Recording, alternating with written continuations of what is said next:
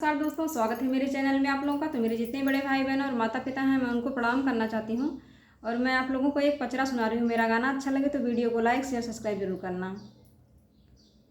सिकिया में चीरी फारी पिजड़ा बनवली हो कि उड़ी हो गई नैना, मोरा हंसवा चिरैया हो कि उड़ी हो गई नैना, मोरा हंसवा चिरैया हो कि उड़ी हो गई नैना।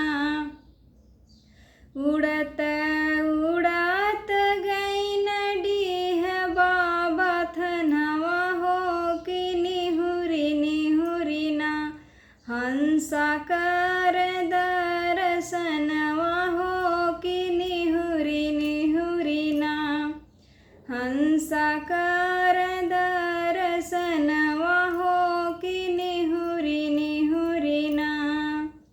सिकिया में चीरी फारी पिजड़ा बनवली हो कि उड़ी हो गई नैना, मोरा हंसवा चिरैया हो कि उड़ी हो गई नैना, मोरा हंसवा चिरैया हो कि उड़ी हो गई नैना।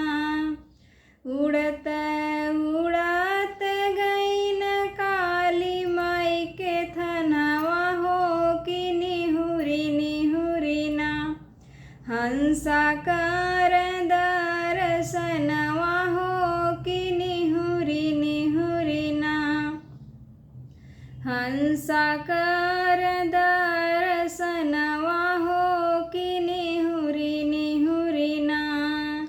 सिकिया में चीरी फारी पिजड़ा बनवली हो कि उड़ी हो गई नैना, मोरा हंसवा चिरैया हो कि उड़ी हो गई नैना, मोरा हंसवा चिरैया हो कि उड़ी हो गई नैना।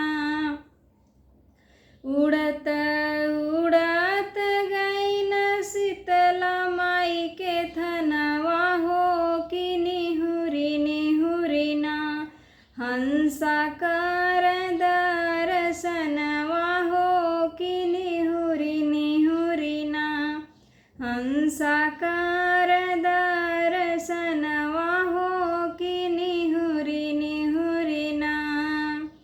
सिकिया में चीरी फारी पिजड़ा बनवली हो कि उड़ी हो गई नैना, मोरा हंसवा चिरैया हो कि उड़ी हो गई नैना, मोरा हंसवा चिरैया हो कि उड़ी हो गई नैना।